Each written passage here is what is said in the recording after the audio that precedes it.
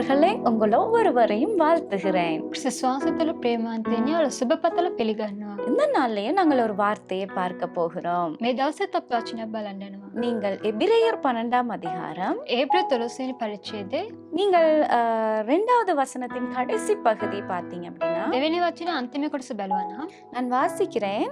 அவர் தமக்கு முன் வைத்திருந்த சந்தோஷத்தின் பொருட்டு அவமானத்தை எண்ணாமல் சிலுவையை சகித்து தேவனுடைய சிங்காசனத்தின் வலது பரிசத்தில் வீற்றிருக்கிறார் அப்படின்னு சொல்லப்படுது. පසුව දෙවියන් වහන්සේගේ සිංහාසනයේ දකුණු පැත්තේහි වැඩ ඉඳගත් සේක.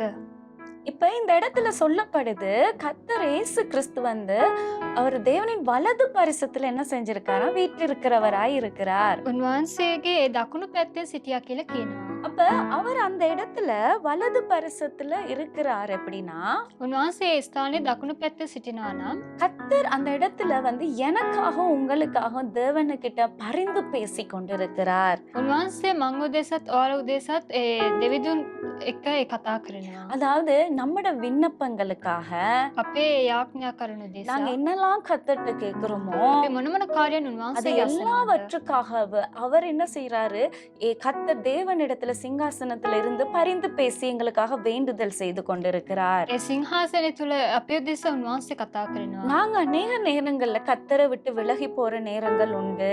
අපි ගොඩක් වේලම් වල උන්වහන්සේගේ නැත්තල යන්න දෙ சில நேரம் ஜெபிக்கிறது இல்ல, සමහරවිට අපි යාඥා කරන්නේ சில நேரம் நாங்கள் வேதம் வாசிக்கிறது இல்ல, අපි සමහරවිට දේව වචන කියවන්නේ கர்த்தர் சமூகத்தை விட்டு தூர போற காரியங்கள் இருக்கிறது. උන්වහන්සේගේ අභිමුඛයේ දුරස් යනව அப்ப කාර්යය. இதெல்லாம் இருக்கும் போதும் எங்களுக்கு எந்த ஒரு ஆபத்தும் இல்லாம கிருபையாய் நாங்கள் நடக்கப்படுறோம் அப்படின்னா, අපිට මේ කිසිවක් නැතුව උන්වහන්සේගේ කරුණාව තුල අපි යනවා නම් ஏன் அப்படின்னா இயேசு கிறிஸ்து எங்களுக்காக அவர் விண்ணப்பித்து பரிந்து பேசி கொண்டிருக்கிறார். ඒ යේසුස් ක්‍රිස්තුස් වහන්සේ අප උදෙසා ඒ කරනවා ඒ කාර්යය. எங்களுக்காக அவர் ஜெபித்து வேண்டிக் கொண்டிருக்கிறார். අප උදෙසා උන්වහන්සේ යාඥා කරමින් සිටිනවා. நாங்கள் அதை உணர்ந்தவர்களாய் අපි ඒක දැනගෙන நாங்கள் கர்த்தர் சமூகத்துல உட்கார ஆரம்பிக்க வேண்டும். අපි උන්වහන්සේගේ අභිමුඛයේ අසුන් ගන්න කැප කළ යුතුයි. எல்லாருக்காக, உலகத்துல இருக்க எல்லா ஜனங்களுக்காகவும் அவர் வேண்டுதல் செய்து கொண்டிருக்கிறார். ලෝකෙන සියලු ජනතාව උදෙසා උන්වහන්සේ යාඥා කරමින් இன்னைக்கு සිටිනවා. நாங்களும் அவரை போல மாற வேண்டும். අපිත් උන්වහන්සේවෙන් වෙනස් විය යුතුයි. எத்தனையோ பேர் இன்னைக்கு எவ்வளோ தேவைகள் பிரச்சனைகள் மத்தியில இருக்கிறாங்க, ගොඩක් අය ප්‍රශ්න පොඩබැදිම් තුළ සිටිනවා.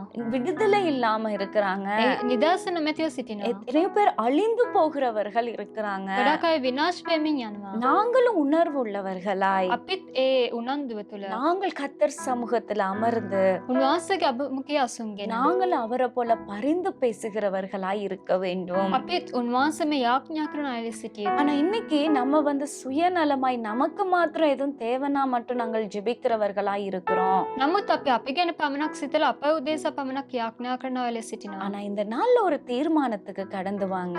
නමුත් මේ දවසේ තීරණයක් තුළ அவர் පැමිණෙන්න எப்படி வலது பரிசத்துல சிங்காசனத்துல உட்கார்ந்து எங்களுக்காக விண்ணப்பித்து கொண்டிருக்கிறாரோ, උන්වහන්සේ සිංහාසයෙන් දකුණු පැත්තේ ඉඳගෙන අප උදෙසා කෙසේද යාඥා நாங்களும் කරන්නේ? மற்றவர்களுக்காக ஜெபிக்கிற பிள்ளைகளாய் மாற வேண்டும். අපිත් අනිත් දරුවන් උදෙසා යාඥා කරන අය ලෙස වෙනස් இன்னைக்கு විය அந்த යුතුයි. தீர்மானத்துக்குள்ள நாங்கள் கடந்து வர வேண்டும். ඒ තීරණය තුළ අපි ඇතුල් විය යුතුයි. நாங்கள் அப்படி செய்யும் போது අපි ලෙස කරන அவருடைய විට பெரிதான இரக்கம் எங்க மேல விழுந்துரும். ඒ උන්වහන්සේගේ විශාල දයාව අප තුළ ஏன்னா ඇවිල්ලා அவரு පැමිණේ. மட்டும்தானே விண்ணப்பிச்சிட்டு இருக்காரு.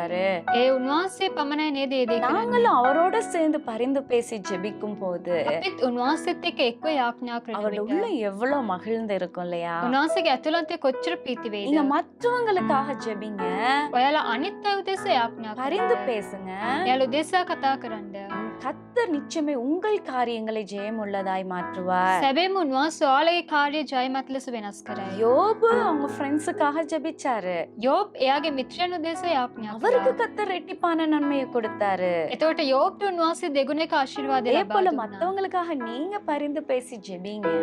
ඒ වගේම ඔයාලා අනිත් අය උදෙසා යාඥා කරන්න. நிச்சயமாய் கர்த்தர் உங்களையும் ஆசீர்வதிப்பாரு. සැබෑම උන්වහන්සේ ඔයාලවත් ආශිර්වාද இன்னைக்கு ஒப்பு කරයි. கொடுப்பீங்களா? අප කරමුද? எங்கள் அன்புள்ளவரே, අපි අපගේ ප්‍රේමවන්ත நீர் පියාණනි. எங்களுக்காக வலது பரிசத்துல சிங்காசனத்துல அமர்ந்திருந்து பரிந்து பேசிக் கொண்டிருக்கிறீங்களே. ස්වාමිනේ ඔබ වහන්සේ සිංහාසනයේ දකුණු පැත්තේ ඉඳලා අපි උදෙසා යාඥා කරනවානේ. கர்த்தாவே அதே போல எங்க வாழ்க்கையும் மாற்றப்பட வேண்டும். ඒ වගේම අපේ ජීවිතෙත් වෙනස් විය යුතුයි. நாங்களும் அநேகருக்காக ஜெபிக்கிறவங்களா மாற்றுங்க. අපිත් අනිත් අය උදෙසා යාඥා කරන අය ලෙස වෙනස් இன்னைக்கு කරන්න. ஒப்பு கொடுத்த ஒவ்வொருவர் மேலும் මේ දවසේ කැප කරා සියලුම දරුවන් තුළ கர்த்தாவே அந்த பரிந்து பேசுதலின் அபிஷேகம் இறங்கி வரட்டும் என்று நாங்கள் ஜெபிக்கிறோம். ඒ ආලේපේ බැසෙන පිණිස යාඥා කරනවා. இயேசு கிறிஸ்துவின் நாமத்தில் பிதாவே. යේසුස් ක්‍රිස්තුස් වහන්සේගේ නාමයෙන් පියාණනි. ஆமென். ආමේන්. God bless you. God bless you.